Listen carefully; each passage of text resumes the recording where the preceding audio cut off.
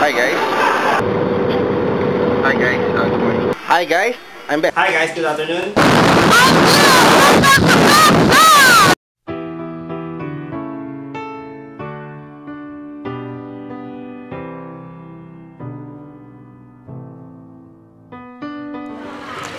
Hi guys, good day. Right now I'm with Ate G, one of my awesome friend here in Abu Dhabi.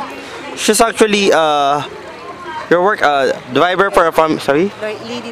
Lady driver for a family here. So how many years you're working there? 3 years. 3 years. For the past 3 years, is there a moment that you regret that you come in this country? No. Do you see yourself working for another 5 years in this country? 2 years, I mean, another 2 years more. No. Why? Hindi naman sa sobrang mahigpit. It's okay naman, pero... But with all due respect to this country, even though they are actually too strict regarding their rules, regulations, etc., tradition, but this is the most safest Muslim country. But what are the things that you're looking that is, do you think this country cannot provide you? For me is that they're strict only for the time. Yeah, then? And the dress code, you must respect. Point taken. I think that's all. So, okay, so Where I'm looking for... at least For Hong Kong. Hong Kong, at least Hong Kong. Why Hong Kong and why Canada? Maybe for Hong Kong because... The transition for going to Canada is much faster. Yeah. Where's the last time you cried in this country? The last time You I cry. Oh. Inside my car. When? When last time? Really? Yeah.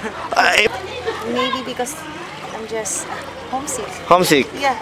Well, I do want to stay in the Philippines, but the problem is... You need to support? Yeah. Ah. No. How old is she? Sorry? She's 12 now, and that's why I cried last night because... You miss her so much? Yeah, and she will be graduated this coming March. But it so happened that you cannot be there. Yeah, I can't go.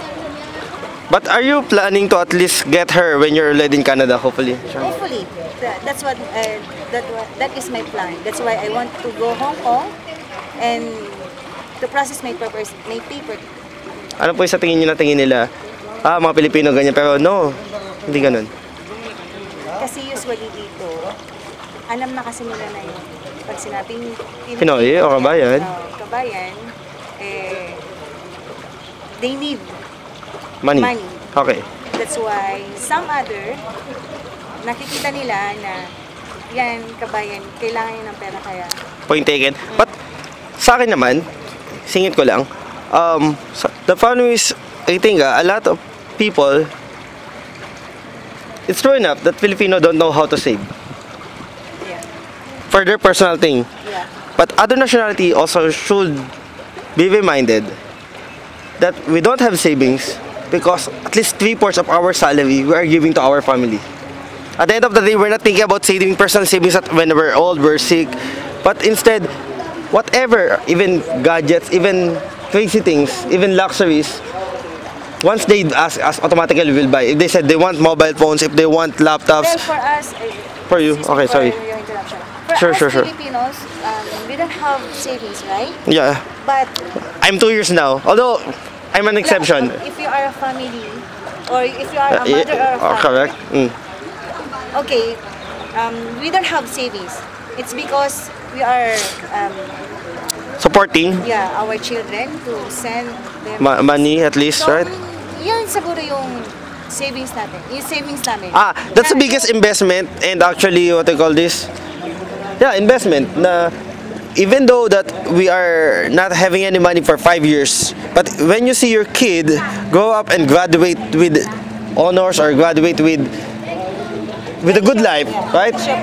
Ayaw na ayaw natin, or for instance, if a mother, she don't like her kid to see that the other kids don't have this toy, don't have this, or don't have that.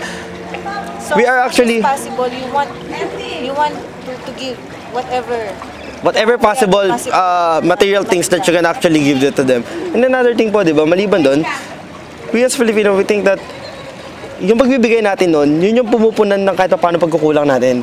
Kasi, of course, these kids will ask, where's your mother? My mother give me this. At least they can say something that their mothers or their family is still part of their lives. Even though you cannot give her the emotional or the support sometimes, just give her the material. Do you think that they will be happy.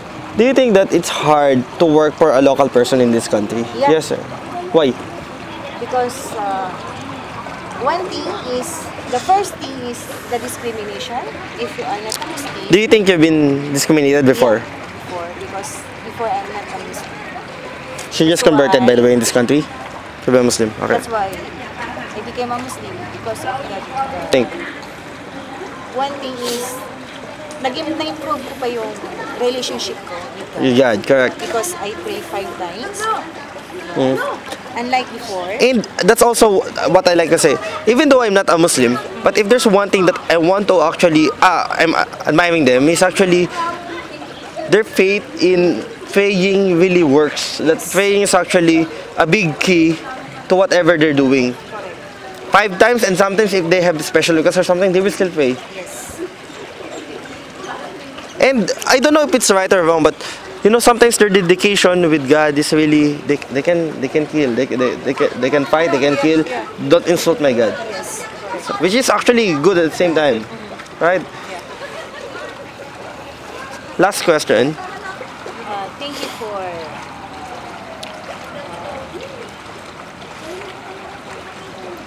thank you kasi nag-improve pa yung aking pananampalataya with God. Really? That's actually new. Normally, the first answer that I'm getting, thank you for the job, thank you for the financial things that this country gave me. It's not that one. I'm a mother person. I'm a mama's boy, ika nga. When my mother's still alive, totally, you can tell me I'm a kid or mama's, but I don't care. My mother is the most important person in my life. Any message po para sa anak ninyo? Yeah, sorry kasi hindi kita naalagaan ng mabuti, yung mga. And I miss that. Ngayon, you are 12 years old now. So, yun siguro yung regret ko na wala sa tabi niya.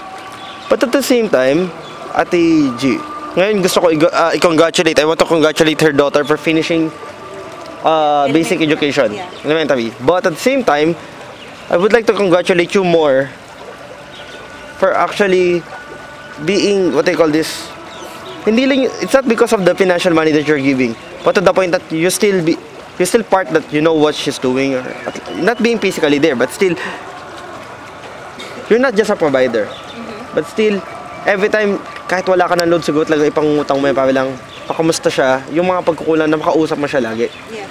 And I think that's the most important thing being a mother. Communication to each other every day.